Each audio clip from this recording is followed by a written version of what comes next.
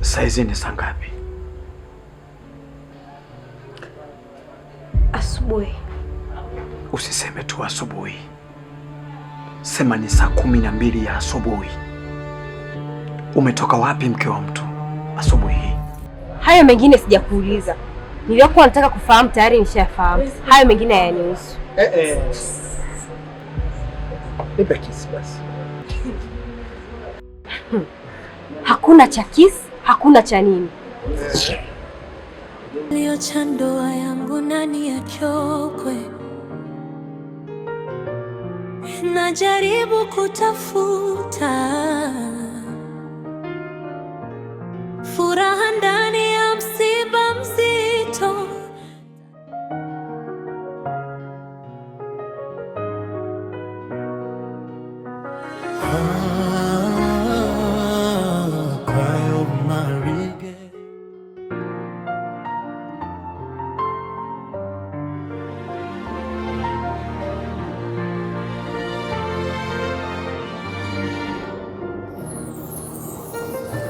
Kilio cha ndoa yangu nani akyokwe, najaribu kutafuta furaha ndani ya msiba mzito. Tatala tatali tatile kitabu cha ndoa yangu.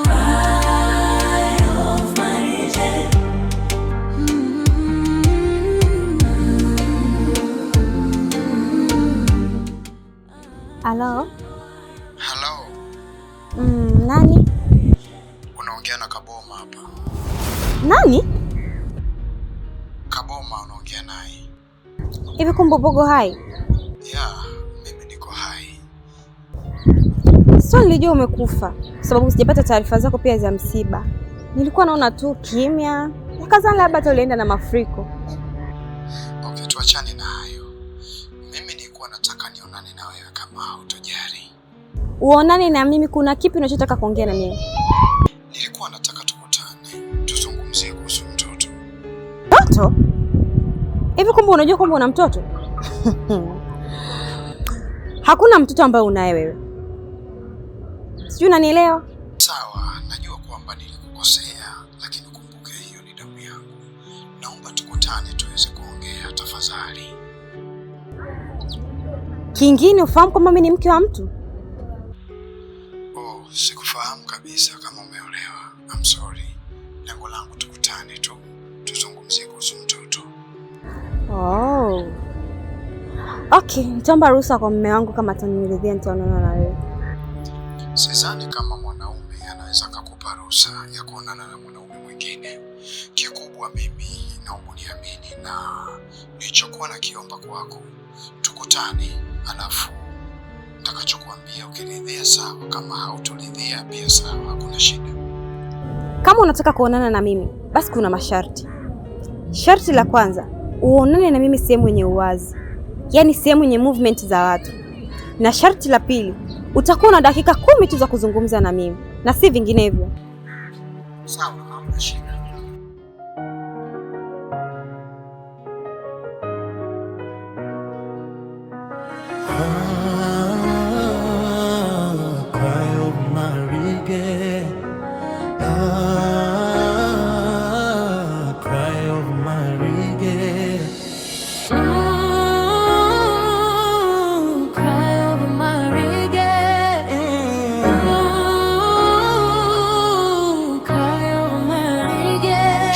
Cha ndoa yangu nani ya kioko, inajaribu kutafuta furaha ndani ya msiba.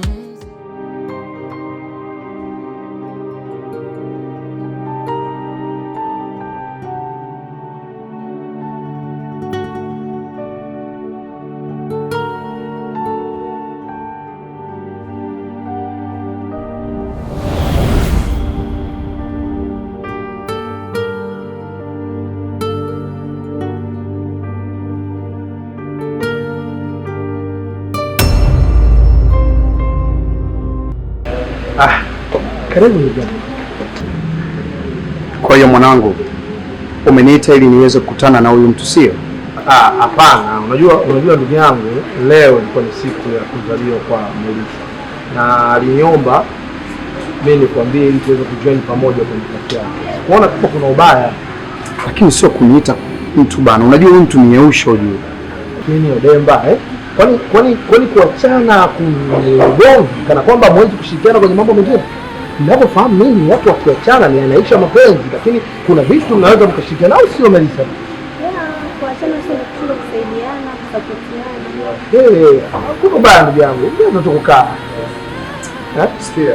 Okay, nikikaa hapa ni kwa sababu ya heshima yako mzee, lakini sio kwa ajili ya udani. Shukuru sana.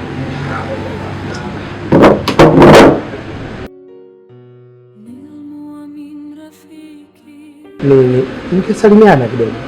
Salimia mwenzio bwana. Haina haja ya kusalimiana. Okay. Unatumia nini? Coca-Cola au Pepsi? Okay, nimekumbuka. Kumbe mwanangu alishaokoka bwana. Vitu vyetu apige siku hizi. Wewe nisaidie Coca-Cola please. Umependeza sana.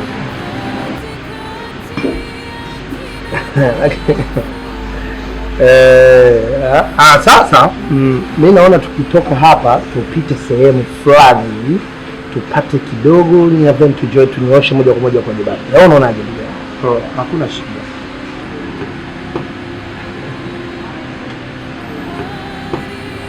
Asante. Kama utakuwepo basi ni jambo la heri. Sasa leo pendeza sana. Sio sana, ni kidogo. Ila mimi ninachojua. Kiachana na mtu alafu akawa na hasira na wewe. Kuna namna kama kuna vitu. Kiupendo, ana upendo ndani yake, bado anakukubali. Hapana. Acha kujidanganya.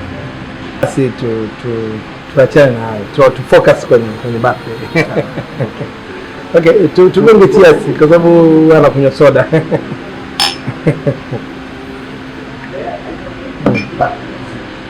Birthday yako saa ngapi? Ni mida saa 1:00. Birthday ya saa 1 na saa 6 hiyo. Hamna saa 1 tu. Na ningependa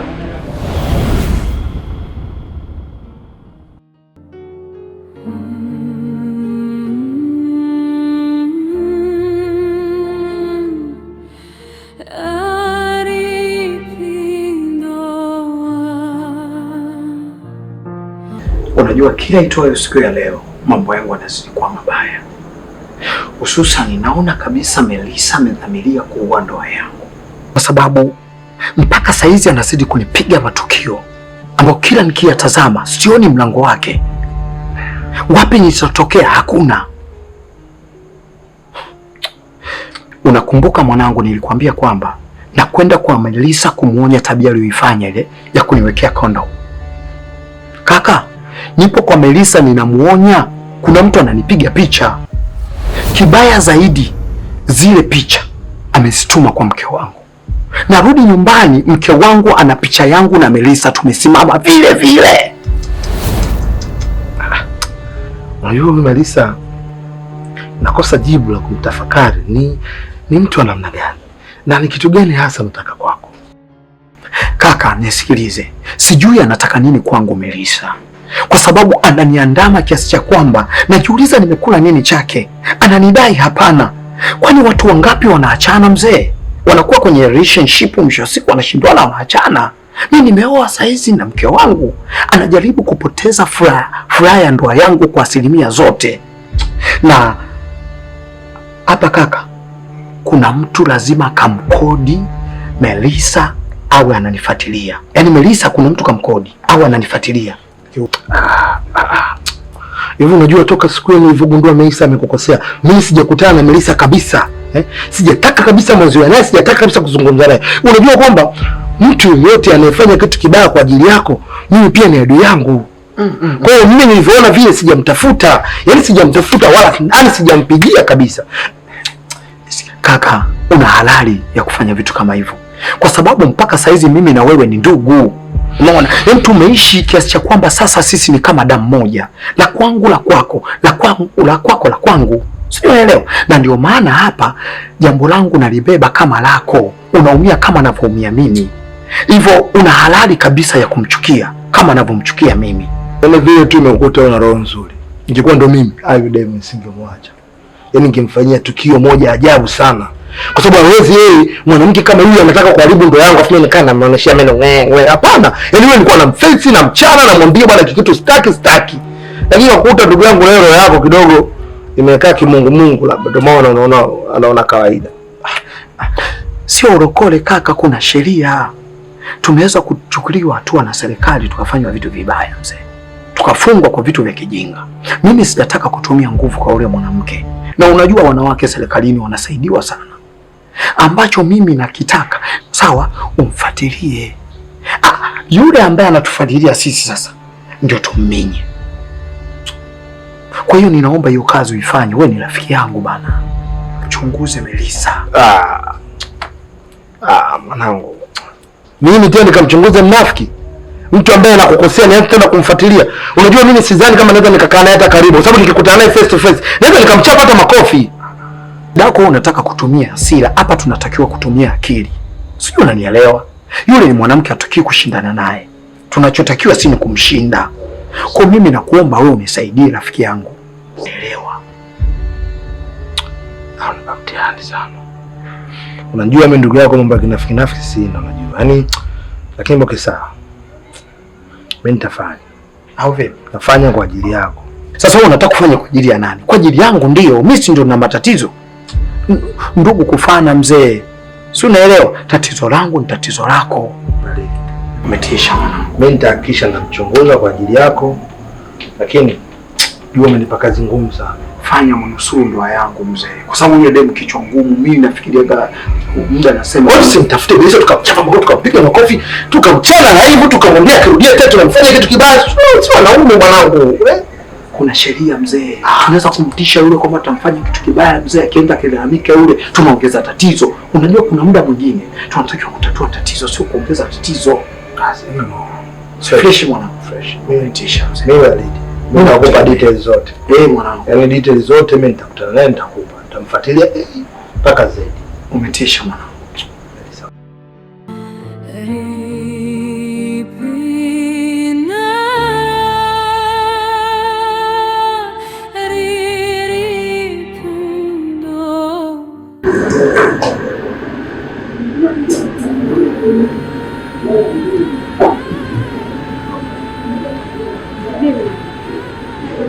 Karibu. Ya siku nyingi. Rafiki kama ndugu. Agiza. Nakunywa soda. Hebu kwa serious basi. I'm serious. Wewe na soda wapi na wapi? Wewe unakunywa pombe ndo kaida yako, nishakuzoea hivyo.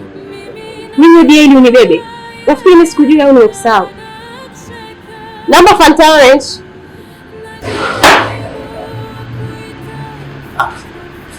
Wewe maisha yanaenda.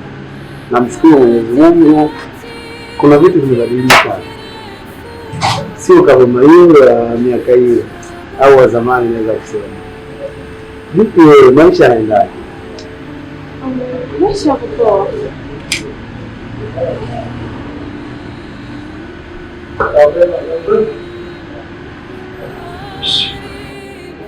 Anyway, tuachane na haya. Angel, mimi nimekuita hapa kujadili jambo moja. Unajua mimi na wewe ni wazazi. Mimi kuna mtoto. Yes. Nimekuita hapa ili tuweze kuzungumza ni namna gani ama jinsi gani ninaweza kuvaa majukumu yangu sasa kama baba. Nianze kutoa huduma kwa sababu ya mtoto wangu. Sijui unanielewa. Yaani nachoshangaa, miaka yote ulikuwa ufahamu kama wewe ni baba, ila leo ndio unajua kwamba wewe una mtoto, si ndio? No, Angel. Nisikilize tafadhali. Unajua usikumbuke vingi wote niliofanya zamani. Sasa hivi nimekuwa kaboma mpya. Nilisafiri sikuwa nchini, nafikiri taarifa unayo. Wakati niko huko nafanya mishemishe zangu, nilijitafakari sana, kwa sababu mtoto wetu ndio mtoto wangu mimi wa pekee. Nikasema nibadilike, nirudi nyumbani, nije nimlee mtoto wangu. Na kupromise yangu, mimi sihitaji kingine chochote zaidi ya kumpa huduma mtoto wangu ili apate malezi ya baba.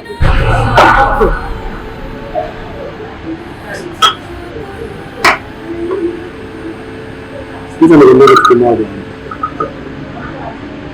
Ile ni damu yangu, na hakuna anaweza kubadilisha hilo. Sawa? Alafu mimi ni binadamu. Binadamu tumeumbiwa makosa. Mimi ni mke wa mtu. Usisahau kwamba nipo kwenye ndoa yangu.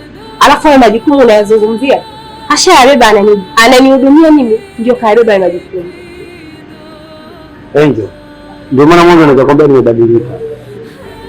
Sawa? Alafu mimi sioni kama kuna umuhimu majukumu yangu mimi kumpa baba mwingine wakati mimi niko hai. Na nimeamua mwenyewe kubadilika, nimlee mtoto wangu. Na kuomba tafadhali niamini ninachokizungumza. Kuanzia sasa hivi nataka mtoto wangu abadilishe shule. Tafuta shule yoyote unayoona wewe ni nzuri na gharama yoyote. Baba yake nimerudi, nitalipa mtoto wangu apate elimu bora. Yaani wewe nishakuzoea na tabia yako jinsi ulivyo. Kwa hiyo sidhani kama mbadilika. Naomba unionyeshe ushumi wako. Mbona? Fika hapo, afu utakunja hapo.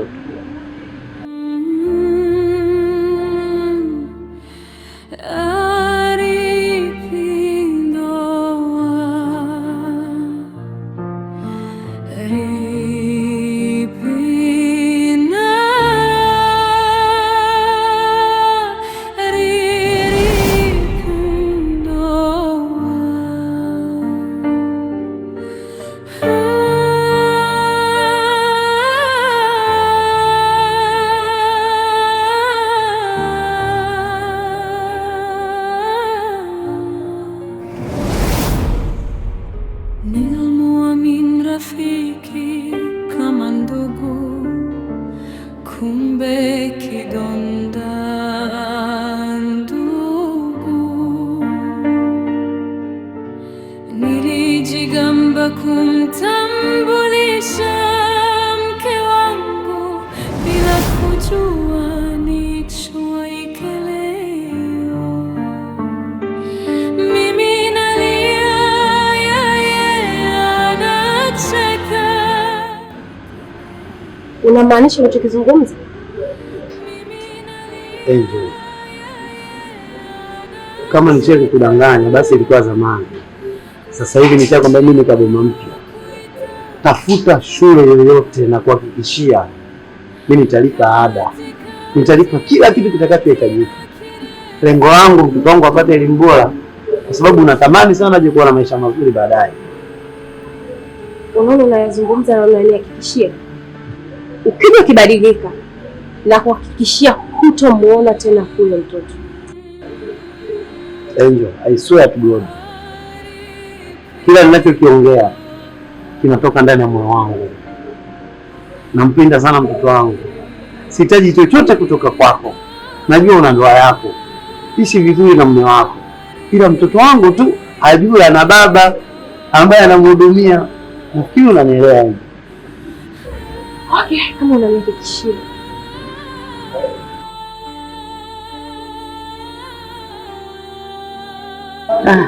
Angel, asante sana kwa kunielewa.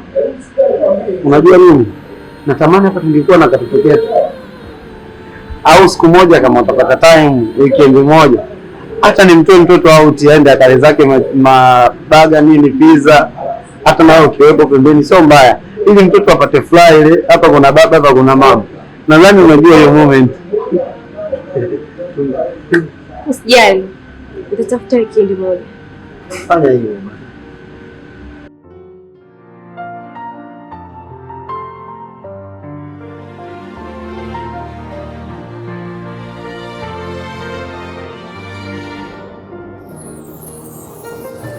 Kilio cha ndoa yangu nani achokwe?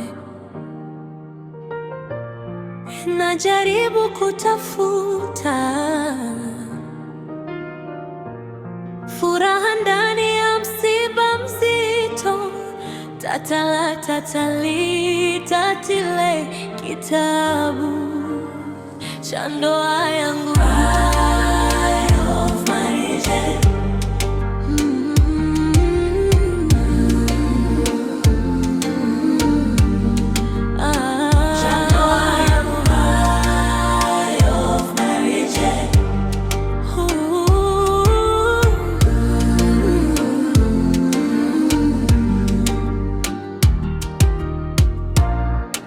Kimetupwa katikati ya kina cha bahari, moyo wangu unavuna machozi badala ya kuvuna furaha ya ndoa. Natamani mawingu yashuke yaniokoe. Ndoa ni nini? Ndoa ni furahi, ila kwangu ni kilio. Natamani kuichukia ndoa, ila mbona wengine wana furaha? Au mimi ndimi mikosi? Au mimi ndimi mwenye gundu? Ndoa yangu imepatwa ya kupatwa, majeraha nilionayo ni furaha kwa mtenda maumivu. Wanasema mvumilivu hula mbivu, ila mimi nambulia maumivu yasiyoisha. Nani mwalimu wa ndoa? Nani mwalimu wa ndoa? Ni kama kipofu kuona mwezi au udongo, kuwa chakula kweli. Mungu wa mbwa ndiyo Mungu wa mimi. Kilio cha ndoa ni machozi yasiyoisha kwangu.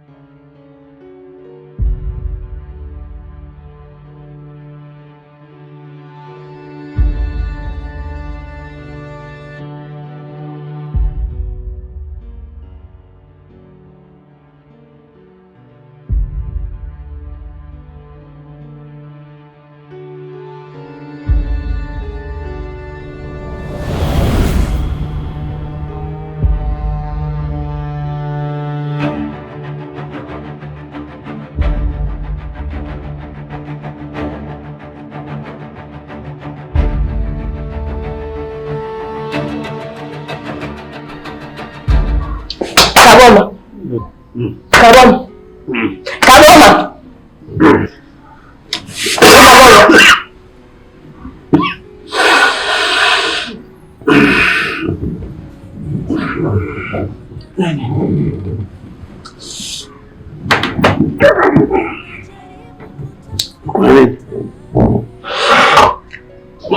Umefanya nini? Umefanya nini? Wewe unahisi ulichokifanya uko sahihi, si ndio? Wewe Angel, mbona unafanya kitu cha kawaida? Na tulishafanya sana mpaka tumepata mtoto. Angel anashangaa leo kufanya hivi. Kumbe wewe mpuuzi, kumbe tulishawahi kukifanya na sio kwa sasa. Hebu niheshimu hata kidogo. Mimi ni mwanamke wa mtu na nipo kwenye ndoa yangu.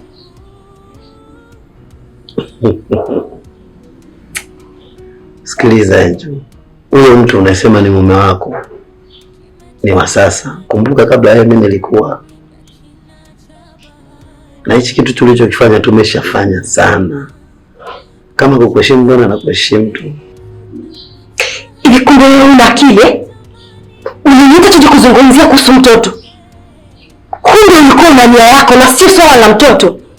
Mimi na wewe ni wazazi, lakini hicho ulichokifanya kwa leo, wewe ni mshenzi. Na swala la mtoto sasa, sahau. Hutoka umuone huyo mtoto tena. Inanifurahisha sana mikwala yako. Eti kunitishia kwamba sitompata mtoto. Kama naweza kukupata wewe, mimi nadhani kwangu inatosha.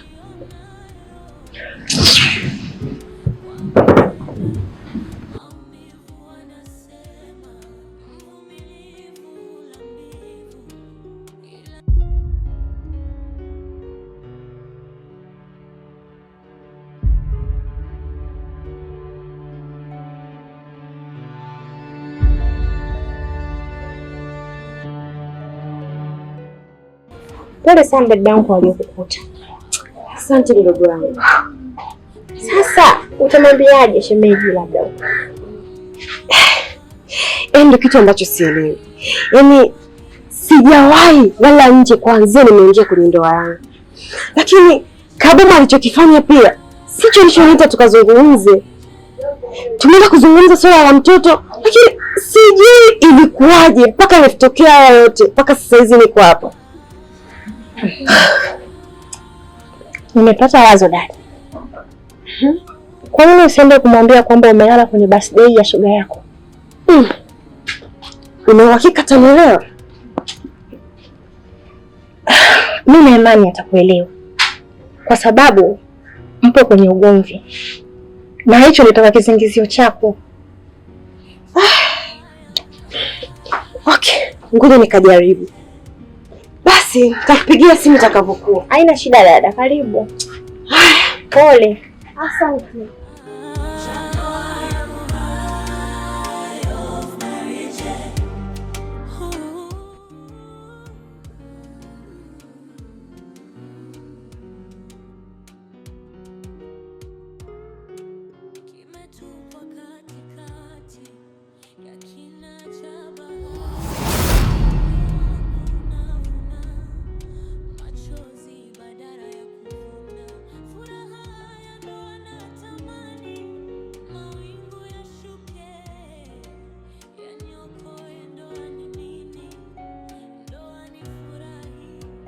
Saizi ni saa ngapi? Asubuhi. Usiseme tu asubuhi, sema ni saa 12 ya asubuhi. Umetoka wapi mke wa mtu asubuhi hii?